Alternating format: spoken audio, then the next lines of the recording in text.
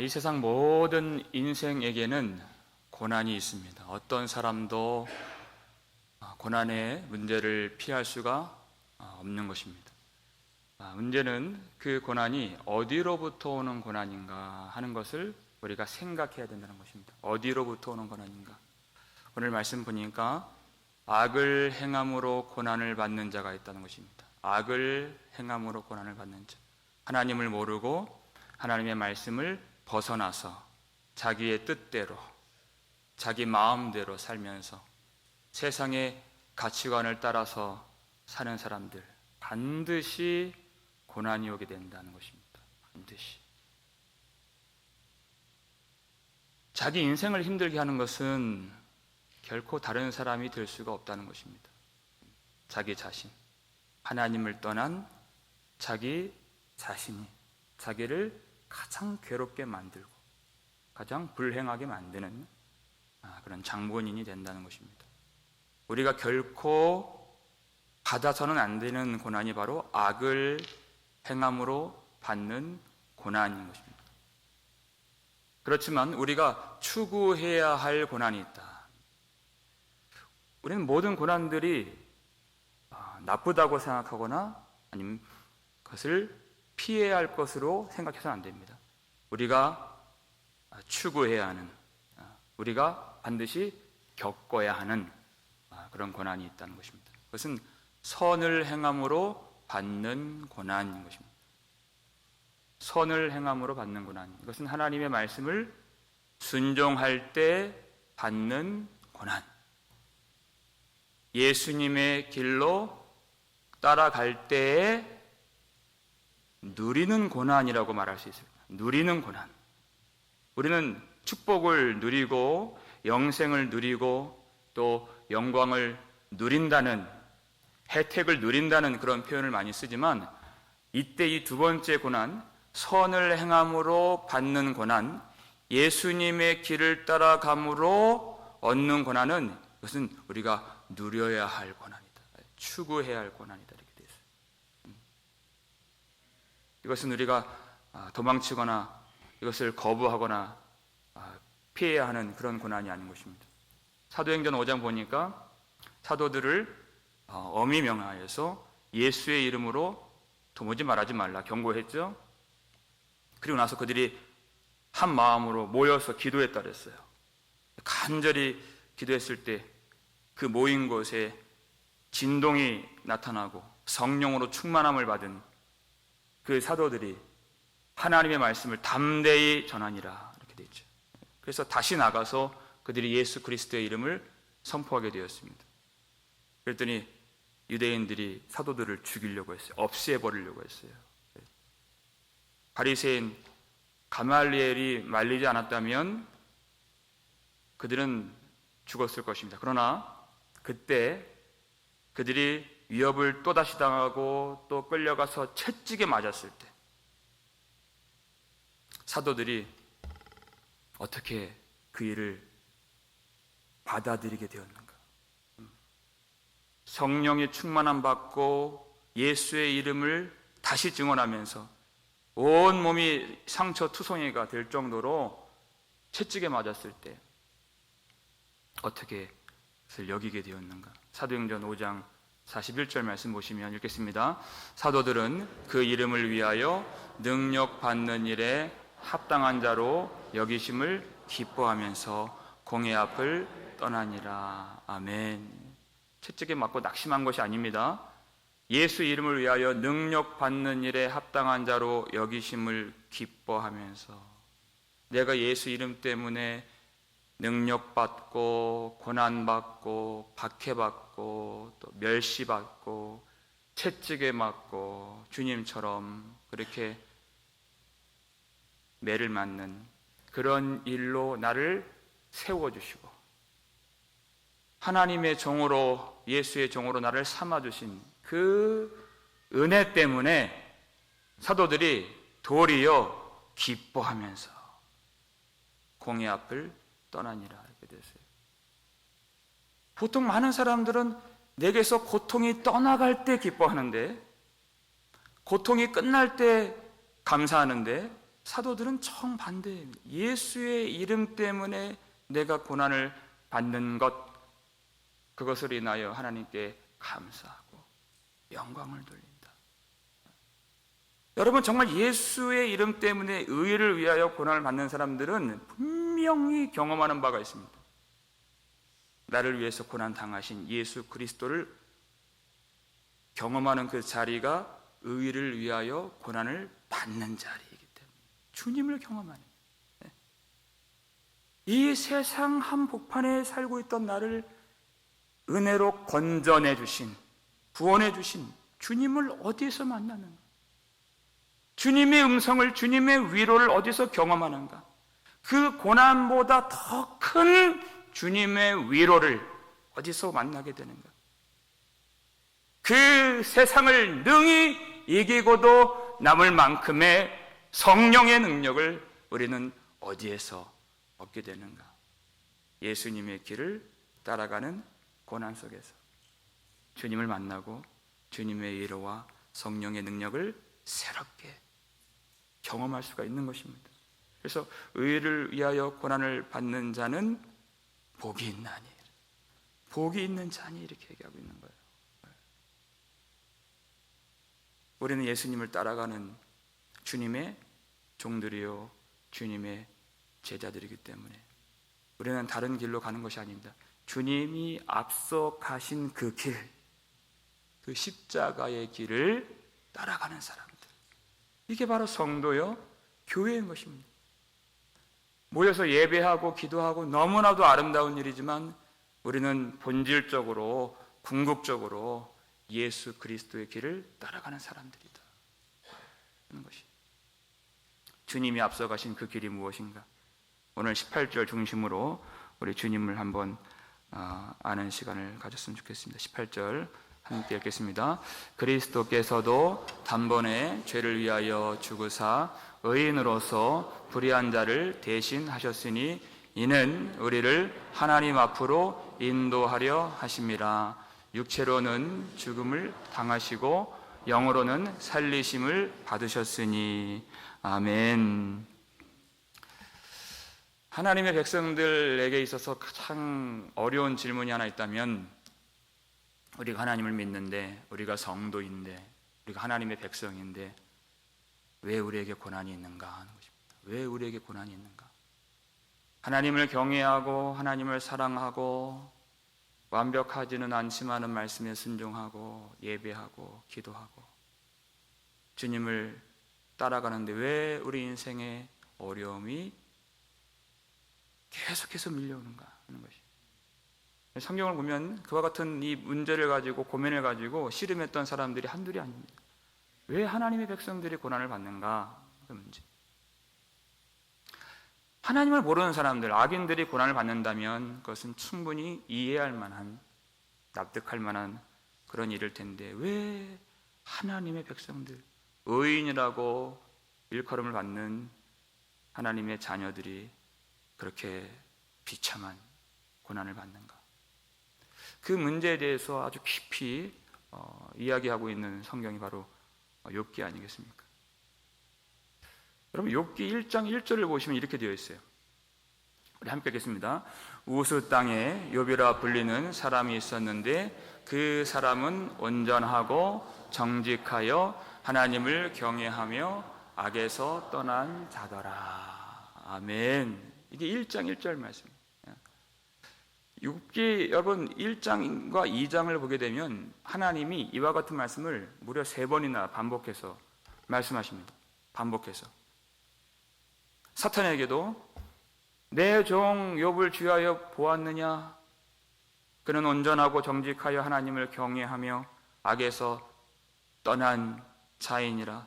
세상에서 욥같이 의로운 자는 없느니라. 내 종을 주의하여 보았느냐? 욥을 자랑하시는 거예요, 사탄에게. 그를 주목하라는 것입니다. 온전하고 정직하고 하나님을 경외하고 악에서 떠난 자. 반복해서 욥이 얼마나 의로운 사람인지 하나님은 그렇게 선포하시는 것입니다. 인정하시는 것이. 그런데 그 극심한 고난을 받는 인물이 된다는 것입니다. 그토록 인정을 받고 의로운 욥이 그토록 비참하고 참혹한 고난에 빠지게 되는 이 고난의 문제. 왜 이런 일들이 일어났고 하나님은 이런 일을 허락하십니까? 왜 하나님이 욥을 그렇게 인도하시는가? 그 고난의 신비가 어디에서 풀려집니까? 아무런 죄가 없으십니다. 그렇지만 우리를 대신하여 그 비참한 고난을 친히 담당하신 예수 그리스도까지 와야 그 고난의 신비가 풀려지게 되는 것이에요. 오늘 18절 말씀 보니까 예수님 어떤 분이십니까? 의인으로서 불의한 자를 대신하셨습니다. 죄가 없으신 분이시다. 전혀 고난과는 연결됨이 없는, 관련이 없는, 합당하지 않은, 아무 상관이 없는 분이시다. 그러니까 예수님이 받으신 고난은 예수님 때문에 받으신 것이 아니라 불의한 자들, 우리 때문에 받으신 고난이라는 것입니다. 우리 때문에 받으신 고난. 성경을 보니까 죄의 삭은 사망이요. 반드시 죄는 사망을 불러오는 하나님의 진노를 가져다주는 그런 죄인 것입니다. 아주 무서운 죄인 것입니다. 하나님께 나아갈 수가 없는, 하나님과 완전히 그리고 영원히 단절되게 만드는 것이 바로 인생들의 죄악인 것입니다. 그 비참함 속에서 도무지 소망이 없는 그 하나님의 진노와 형벌과 사망 아래에서 신음하고 몸부림치는 소망 없는 그 인생들 자신들보다 더 불쌍히 여기시고 더 사랑하시는 이가 바로 우리 하나님 아버지이십니다. 하나님 아버지. 하나님이 그 하나님의 진노 아래에 있는 우리를 보시고 견딜 수가 없는 거예요. 이 세상에서 가장 집중하시는 하나님의 계획이 무엇입니까? 구원의 계획인 것입니다. 그래서 성부 하나님, 성령 하나님, 성자 예수 그리스도 삼위 하나님이 서로 협정하셔서 어떤 일을 하나님이 계획하셨습니까? 성자 예수를 이 땅에 보내시는 것입니다. 예수님을 보내시는 그 일은 예수님이 어떤 기적을 행하시라고 하나님이 보내신 것이 아닙니다. 병자를 고쳐주라고 보내신 것이 아닙니다. 말씀 보니까 단번에 죄를 위하여 죽으사 이렇게 되어 있어요. 우리의 죄를 위하여 영단번에 죽으시기 위하여 우리가 마땅히 받아야 될 하나님의 형벌을 예수님이 대신 받으시기 위하여 이 땅에 오신 것입니다. 그것을 대리적 죽음, 대리적 고난이라고 말하는 것입니다. 대신 받으시는 고난. 로마서 5장 7절 보니까 의인을 위하여 죽는 자는 그것이 쉽지 않다고 되어 있어요. 그 사람이 아무리 선하고 아무리 경건하고 아무리 의롭다 할지라도 그 사람을 대신하여 죽는 것은 그것 자체도 쉽지 않고 있을 수가 없는 일일진데, 여러분 우리를 보자는 것이에요. 사도 바울은 우리처럼 불경건하고 부정하고 매사에 하나님을 인정하지 않았고 하나님을 부인하고, 심지어 바울은 우리를 뭐라고 얘기했습니까? 하나님의 원수라 해서 하나님의 원수. 그런데 그렇게 불경건한 하나님의 원수, 우리가 아직 죄인 되었을 때, 우리가 아직 원수 되었을 때, 우리가 경건하지 아니하였을 때 예수님께서 우리를 대신하여 죽으심으로. 왜 불경건한 자를 위해서 예수님이 죽으셨습니까? 의인을 위하여 죽는 것보다 불경건한 자들을 위하여 죽으실 때에 그들을 사랑하신 하나님의 은혜가 더 크게 드러날 수 있기 때문에 그런 것이에요. 그러니까 여러분, 우리가 죄인이라고 고백해야 하나님의 은혜의 영광이 더 높아지게 되는 것이에요. 그걸 아셔야 됩니다, 여러분. 내 의와 내 정당함과 내 떳떳함을 내세울수록 하나님의 은혜를 깎아내립니다. 부정하는. 그렇게 구원받을 수 없는 우리를 예수님이 대신 죽으심으로 우리가 받아야 됐던 그 형벌을 예수님이 다 가져가시고 전혀 죄가 없으신 예수님의 자격, 예수님의 신분, 예수님의 영광, 예수님의 자격과 예수님의 자리를 우리에게 값없이 베풀어 주신 것입니다. 이것이 하나님의 은혜인 것입니다. 하나님의 사랑이죠. 많은 사람들이 하나님의 사랑을 못 느낀다고 얘기를 해요. 하나님의 사랑이 느껴지지 않습니다. 하나님이 사랑하신다면 내 사업이 이렇게 될 수 있습니까? 나를 이렇게 고난 가운데 이렇게 내버려 두실 수 있습니까? 내 인생 가운데 왜 이렇게 어려운 일을 하나님이 허락하십니까? 난 하나님의 사랑이 잘 느껴지지 않습니다. 하나님의 사랑을 많은 사람들이 엄한 데서, 엉뚱한 곳에서 찾고 있기 때문에 느끼지 못하는 것이에요. 우리를 대신하여 죽으신 예수 십자가 아래 나올 때, 그 험한 십자가 세워진 골고다 언덕으로 우리가 올라갈 때 성령으로 말미암아 우리 마음에 하나님의 사랑이 물같이 부어지게 됨을 믿으시기 바랍니다. 예수님의 그 대리적 고난과 대신적 죽음을 통해서 어떤 길이 열리게 됐습니까? 오늘 본문 보니까 이는 우리를 하나님 앞으로 인도하려 하심이라. 우리는 하나님을 스스로 알 수도 없고 하나님께 나아갈 수도 없는 그런 존재였습니다. 근데 예수님이 대신 죽으심으로 말미암아 우리를 하나님 앞으로 인도해 주셨다는 것입니다. 하나님 앞으로 나아갈 수 있는 생명의 길을 예수님의 십자가로 열어주셨다. 우리를 그렇게 인도해 주십니다. 열왕기하 6장을 보니까 우리가 이번 주 새벽에 다뤘던 말씀인데요.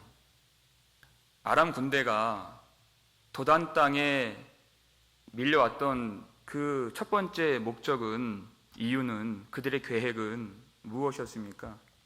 엘리사 한 사람 잡아 죽이려고 아람의 온 군대가 도단성을 에워쌌던 것이, 엘리사를 죽이려고. 엘리사가 뭐라 기도해요? 여호와여 원하건대 이 무리의 눈을 어둡게 하옵소서. 이렇게 한다. 이들의 눈을 어둡게 하옵소서. 무슨 말입니까? 그들이 무력하게 되었다는 것입니다. 병거와 무기가 무슨 소용이 있겠습니까? 그들의 힘을 잃었다는 것이, 그들에게 고난이 찾아왔다는 얘기예요. 그러니까 어쩔 수 없이 누구의 말을 따를 수밖에 없어요? 음성만 듣고 엘리사의 말을 따라갈 수밖에 없는 것이에요. 인도하심이에요, 그것이. 그리고 사마리아까지 왔습니다. 다시 엘리사가 기도해요. 여호와여 원하건대 그들의 눈을 열어서 보게 하여 주옵소서. 눈이 열려요. 그랬더니 어떻게 돼요?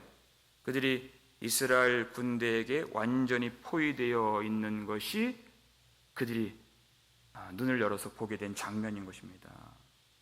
좀 전까지는 그들이 의기양양하게 도단성을 애워쌌던 사람들인데 눈을 열고 보니까 그들이 완전히 사로잡혀 있는, 죽을 수밖에 없는 처지인 것을 발견하게 되는, 깨닫게 되는, 그것이 눈이 열리게 된 것이에요. 그때 이스라엘 왕은 그들을 내가 치게 하소서. 그런데 엘리사가 은혜를 선포하죠. 치지 마소서. 하나님의 은혜를 보게 하는 것입니다. 이것이 예수님이 우리를 인도하시는 길이라고 그랬어요. 우리를 인도하실 때 예수님이 나 자신의 약함을 보게 하시고, 나 자신의 죽음을 보게 하시고, 나 자신의 죄를 보게 하시고, 그렇게 우리를 이끌어 가십니다. 그래서 하나님의 은혜를 의지하지 않을 수 없게 만들어 주시는 것입니다. 그 전에는 전혀 보지 못했어요. 내 힘 가지고, 내 무게를 가지고, 내 능력 가지고. 근데 성령께서 눈을 열어주시면 나라는 존재가 한낱 하나님 앞에서는 얼마나 보잘것없고 힘이 없고 또 가치가 없고 아무것도 아니야. 하나님의 은혜가 아니라면 얼마나 보잘것없는 존재입니다. 그것을 성령께서 보게 해주신 것이에요. 그래서 이제는 내 무기를 가지고, 내 지식 가지고, 내 경험 가지고, 내 힘 가지고 더 이상 살 수가 없는 오직 하나님의 은혜에만 매달려서 주님만 바라보는 주님의 백성으로 살게 하시는, 그것이 주님이 우리를 인도하시는 길인 것입니다. 많은 사람들이 하나님 나를 인도하여 주옵소서 이렇게 하면서 그 기도 속에, 그 소원 속에 무엇을 꿈꾸고 있느냐? 형통을 꿈꾸고 있어요. 형통. 예수님의 인도하심은 곧 형통이라고 하는 생각을 갖고 그렇게 기도한다는 것입니다. 근데 실질적으로 예수님이 우리를 인도하실 때에는 형통만 가지고 우리를 이끌어 가시는 것이 아니라는 것입니다. 여러분, 우리 인생을 돌아보세요. 많은 순간 실패를 통해서, 많은 순간 그 고난을 통해서 내 뜻과 내 생각을 버리게 하시고 주님의 말씀과 주님의 뜻으로 우리를 인도해 가신다는 것입니다. 여러분, 우리는 형통을 항상 원하지만 형통은 우리의 인생을 어렵게 할 때가 너무나도 많이 있다는 것을 우리가 깨달아야 되는 것입니다. 얼마나 우리를 교만하게 만드는가, 얼마나 하나님을 망각하게 만드는가, 얼마나 하나님 앞에 나아가 기도해야 할 사람들로 하여금 그 기도를 막는 것이 되는가. 여러분, 우시야 왕을 기억하시죠? 그가 어렸을 때에는 하나님을 경외했습니다. 말씀을 들으면서 하나님 앞에서 정직하게 행했습니다. 그랬더니 하나님이 항상 그를 도와주셨어요. 그가 어디를 가든지 승리케 하셨어요. 그리고 그 나라를 부강하게 만들어 주셨습니다.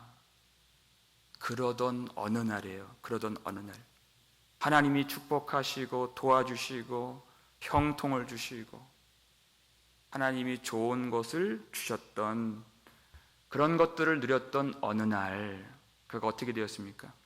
역대하 26장 16절 말씀 읽겠습니다.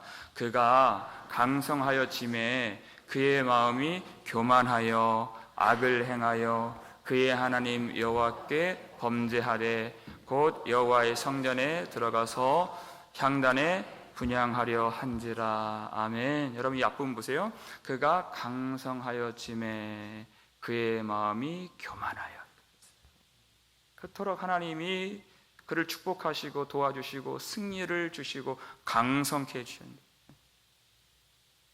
이 전절 보니까 하나님의 귀한 도우심으로 그를 강성하게 해주셨다. 아주 신비로운 도우심, 기가 막힌 도우심이에요. 이해할 수 없는 축복이에요. 근데 그 축복을 받고서 아무런 자격이 없는데 하나님의 일방적인 그 축복을 받고서 그의 마음이 교만하여. 여러분, 이 말씀은 우시야에게만 해당되는 것이 아닌 것입니다. 저와 여러분은 아니겠습니까? 귀한 도우시네. 그럴 만한 자격이 없는데 아주 신비롭게 하나님이 역사해 주시고, 때를 따라서 은혜를 베풀어 주시고, 잘한 것 없이 축복을 받는 인생이 우리의 인생. 그렇게 강성하게 형통하게 모든 일이 잘 되도록 하셨을 때 그의 마음이 교만하여져서, 우리가 그런 사람들, 마음이 교만한 사람들, 내가 너희에게 축복을 주고 싶지만 그렇기 때문에 항상 축복을 줄 수 없구나 하신 하나님의 마음. 형통하면 교만하고, 형통하면 하나님을 잊어버려요. 신명기 8장 13절 14절 보니까 하나님이 이 일을 다 예견하셨어요.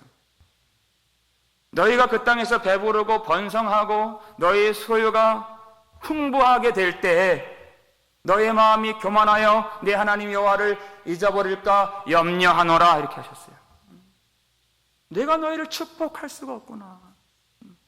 승리를 주고 형통을 주고 좋은 것을 줬을 때 너희의 마음이 무너지게 되고 교만하게 되고 예배를 떠나게 되고 기도를 멀리하게 되고 자기 의를 내세우게 되고 회개가 마르게 되고 하나님을 잊어버리게 될 것을 내가 알고 있노라. 여러분, 그렇기 때문에 진정한 축복이란 우리가 소망하는 어떠한 형통이 아니라 하나님 앞으로 우리를 진정 인도해 주시는 것이 참된 복인 것입니다. 하나님 앞으로 우리를 인도해 주시는 것이에요.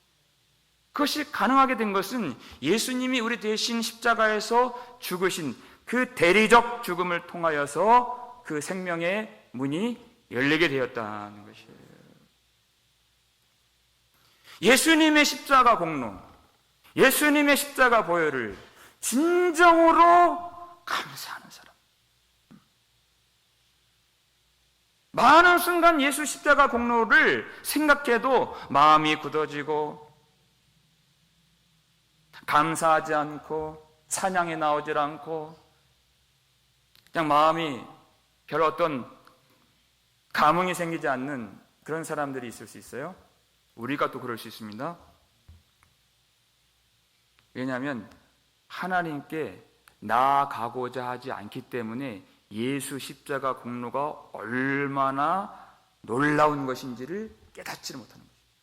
하나님을 사랑하지 않고 하나님께 나아가려고 하지 않기 때문에 그냥 마음이 세상에만 있어요. 세상에 있는 것들을 얻고만 싶은, 그러면 십자가의 공로와 아무 상관이 없는 삶을 사는 것입니다. 왜 감사를 해야 되는지, 왜 찬양을 해야 되는지, 그저 내 소원만 이루어지면 조금 감사하는 수준에 머무르는, 그렇지 않습니다. 우리의 마음이, 우리의 모든 소원이 하나님께 있다면, 하나님을 사랑한다면 그의 모든 자랑과 모든 소망은 오직 예수 십자가 외에는 없는 것입니다. 예수 십자가, 그것밖에 우리가 자랑할 것이 없어요. 그 십자가를 통하여서 우리를 하나님의 자녀로 삼아주시고 우리를 하나님 앞으로 인도해 주시는, 그와 같은 감격이 있는 사람, 복음을 누린다는 것, 여러분, 복음을 알고 복음을 누린다는 것, 예수 십자가를 붙들고 담대하게 하나님 앞으로 날마다 나아간다는 뜻입니다. 날마다 나아간다. 예수님이 그 길을 열어주셨기 때문에 전에는 그것이 불가능했지만 이제는 예수 십자가 보혈로 말미암아 열리게 된 그 생명의 문으로, 생명의 길로 하나님의 보좌 앞으로 날마다 나아간다. 그것이 영원히 살아있는 자의 모습입니다.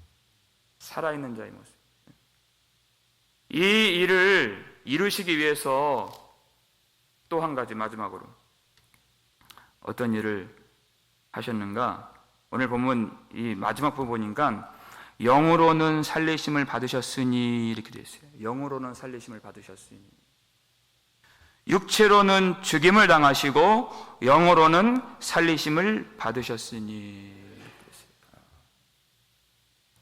예수님이 십자가에서 그 육신이 죽으셨지만 영으로는 살리심을 받으셨으니, 이 뜻은 성령으로 말미암아 뜻입니다. 성령으로 말미암아 예수님이 죽은 자 가운데서 다시 살아나셨으니 하는 것이죠. 성령께서는 예수님을 다시 살아나게 하셨습니다. 그래서 예수님이 아무런 죄가 없으셨다는 것을 선포하시고, 예수님의 부활을 통해서 예수님의 무죄하심을 입증하신 거예요. 그게 바로 부활 사건의 중요한 의미가 되는 것입니다. 예수님이 하나님의 아들이심을 성결의 영이신 성령께서 선포하시는 사건이 예수님의 부활 사건이다. 바로 그것이에요. 그러니까 베드로가 하고 싶은 얘기가 뭡니까? 예수님이 성령으로 말미암아 다시 살아나신 것 같이 예수님의 발자취를 따라서 예수님과 함께 고난을 받는 자들은 성령으로 말미암아 예수님과 함께 하나님의 자녀로 인정을 받고, 그들이 지금은 연약하지만, 지금은 박해를 받지만, 지금은 죽을 수 있지만 성령으로 말미암아 예수를 다시 살려내신 성령으로 말미암아 그들도 반드시 부활의 몸을 입게 될 것이다라는 것입니다. 다시 살아나요. 여러분, 이 성경을 보면, 그리고 2000년간의 기독교 역사를 보면 예수의 이름 때문에, 복음 때문에 고난을 받고 죽임을 당한 그런 순교자들이 참 많이 있습니다. 교회는 순교자들의 피 위에 세워진 교회라고 했어요. 이 교회가 그냥 세워진 것이 아닙니다. 주님 나라를 위해서 눈물을 흘리고 예수 복음을 위해서 피 흘렸던 그런 선진들의 수고와, 그리고 희생과 헌신과, 그리고 죽음, 그 위에 세워진 교회. 예수님을 정말 사랑한 사람들, 그들이 분명하게 믿고 있었던 내용이 있었다는 것입니다. 무엇을 믿었기에 십자가의 길로 나아갔을까? 그들이 믿는 바가 무엇인가? 로마서 8장 11절 말씀입니다. 읽겠습니다. 예수를 죽은 자 가운데서 살리신 이의 영이 너희 안에 거하시면 그리스도 예수를 죽은 자 가운데서 살리신 이가 너희 안에 거하시는 그의 영으로 말미암아 너희 죽을 몸도 살리시리라. 아멘. 성령은 어떤 분이신가? 예수를 죽은 자 가운데서 살리신 이의 영이 바로 성령님이십니다. 그분이 어디 계십니까? 우리 속에, 너희 안에 거하시는 그의 영으로 말미암아 이렇게 됐어요. 우리 안에 성령이 계십니다. 성령께서는 우리 안에 내주하셔서 우리로 하여금 눈을 열어 예수 그리스도를 알게 하시는 영이십니다. 그렇기 때문에 예수의 영광을 보는 사람들로 만들어서 모든 고난 가운데에서도 능히 이길 힘을 공급해 주시는 분이 바로 우리 속에 거하시는 성령님이시다는 것이에요. 어떤 상황 속에서도 낙심하지 아니하고 하나님을 바라볼 수 있도록 우리에게 용기를 주시고 능력을 주시고 위로를 주시고 힘을 주시고 지혜를 주시는 분이 바로 성령님이시다. 그러니까 절망하지 않는 것입니다. 성령이 우리 가운데 내주하시고 그 성령으로 충만하게 될수록 여러분 절대 낙심할 수 없는 것이. 그 어려운 일을 만나고 박해를 당하고 멸시를 당하고 조롱을 받을지라도 우리를 구원해 주신 하나님을 찬양하고 예배하고자 하는 그런 소원을 성령께서 우리 속에서 일으켜 주신다. 여러분, 그 성령의 역사 중에서 가장 놀랍고도 놀라운 역사가 뭐냐? 너희 안에 있는 그 영으로 말미암아 너의 죽을 몸도 살리시리라. 너의 죽을 몸을 살려주신다. 예수를 위하여, 복음을 위하여 모든 것을 다 내어드렸던 바로 진정한 그 성도들, 죽음을 두려워하지 않았다. 멸시천대 조롱받는 것, 그것을 아무것도 아니라고 여겼다. 하나님 백성들을, 그 죽은 자들을 다시 살려주신다. 여러분, 그렇기 때문에 성령 안에 거하는 삶이 무엇입니까? 지금 우리처럼 예배를 드리고 또 아침 저녁 기도하고 또 말씀 성경 읽고 하는 것 너무나도 아름답고 귀한 일이지만, 진정으로 성령 안에 거하는 삶은 예수 그리스도의 십자가 길로 나아가는 삶입니다. 성령께서 너희 안에 거하시는 이의 영으로 말미암아 너희 죽을 몸도 살리시리라. 그것을 확실하게 믿기 때문에, 예수님의 부활을 믿고 우리가 부활하신 예수님 안에 있으며 예수님을 부활하게 하신 성령께서 우리 속에 내주하심을 믿기 때문에 세상의 길이 아니라 십자가의 길로 나아가는 것이. 여러분, 성령께서 우리 안에 거하시면 우리의 눈이 열리게 되는 것이. 눈이 닫혀졌을 때, 어두웠을 때 가장 두려워했던 것, 생각해 보세요. 내가 먹고 살 수 있을까? 그런 것이 가장 두려운 거예요. 내가 지금 누리고 있는 이 안락하고 평안한 삶이 한순간에 깨지지 않을까? 이런 것들이 가장 두려운 것이죠.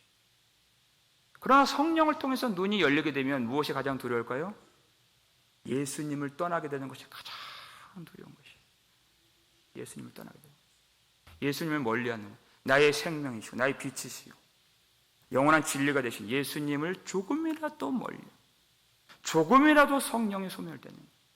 그래서 예수님을 얻기 위하여 그들은 자기 생명까지도 능히 버릴 수 있었던 것입니다.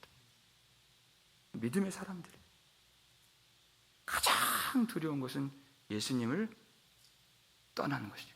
예수님을 버리는 것이기 때문에, 예수님을 버리지 않기 위하여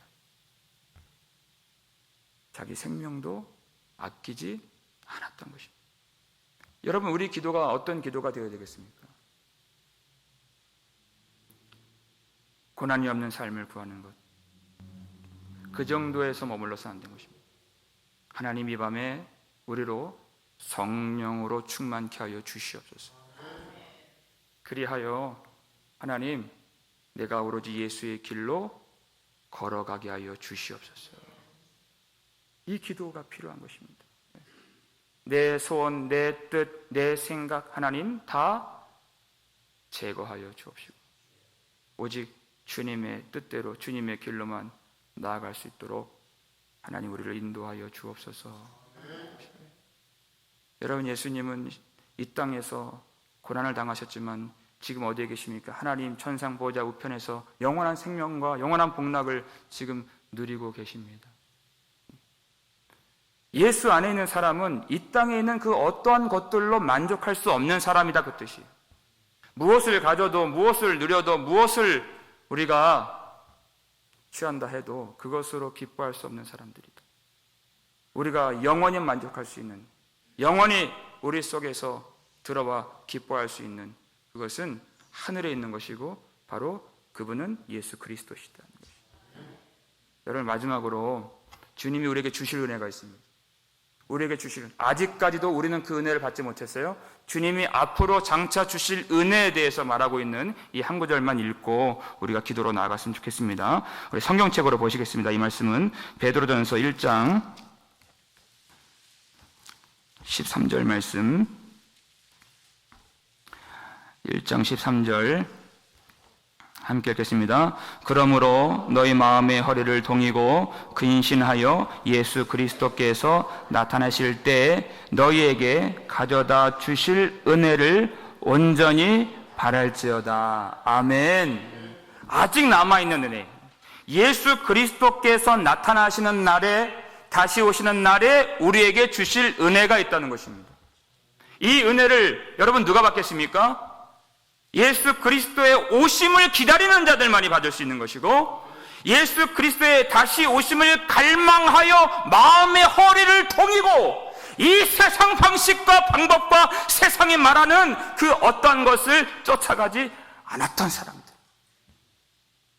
오직 예수의 길로 나가기를 소망하여 나의 능력 없음을 주님 앞에 고백하여 성령의 충만함을 받아서 주님의 길로 나아갔던 예수의 사람들만이 장차 주실 은혜, 예수 때문에 고난받고 멸시받고 모욕받고 때로는 박해를 받고 어려움에 빠졌던 그 참 주님의 백성들에게 장차 주실 은혜가 있다는 것입니다. 그것은 예수님이 다시 오시는 그날에만 받을 수 있는 그 은혜.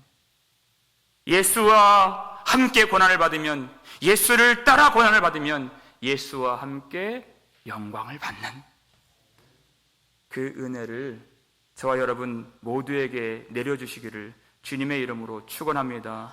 우리는 힘이 없지만 이 밤에 기도할 수 있기에 여러분 성령을 통하여서 나의 길로 가도록 내버려 두지 마옵시고 오직 예수의 길로 갈 수 있도록 우리를 성령으로 사로잡아 주시옵소서.